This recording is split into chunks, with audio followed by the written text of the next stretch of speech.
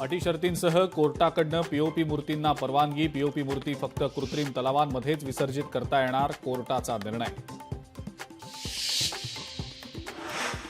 दिवा ते सीएसएमटी जलद लोकल सेवा सुरू करा. शिवसेनेचे खासदार डॉ. श्रीकांत शिंदे यांची रेल्वे प्रशासनाकडे मागणी. मनसेचा उद्या रेल्वे प्रशासनाच्या विरोधात मोर्चा. मनसे नेते अविनाश जाधव यांच्या नेतृत्वाखाली मोर्चाचं आयोजन. ठाणे गावदेवी मैदान ते रेल्वे स्टेशनपर्यंत निघणार मोर्चा. 2024 या वर्षात मुंबईमध्ये लोकलमधनं पडून 2450 प्रवाशांचा मृत्यू तर 2700 प्रवासी जखमी. माहिती अधिकारात रेल्वे पोलिसांनी दिली माहिती. आषाढी यात्रेच्या पार्श्वभूमीवर प्रशासन ॲक्शन मोडवर. पंढरपूर शहरातील प्रमुख रस्त्यांवरील अतिक्रमणं काढायला पालिकेकडून सुरुवात.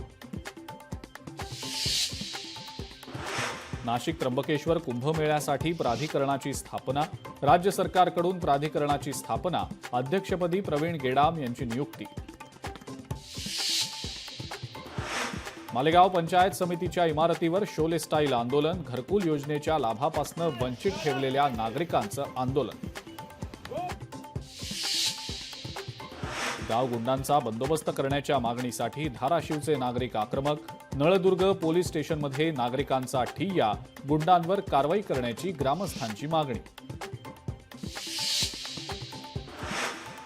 क्रिकेट सामने पाहण्यासाठी गेलेल्या मुलांच्या गाडीचा अपघात. अपघातात दोघांचा मृत्यू तर इतर मुलं जखमी.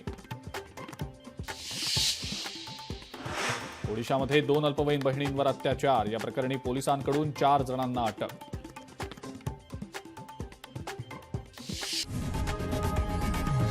लोकशाही मराठी ऐका, पहा, जागरूक रहा.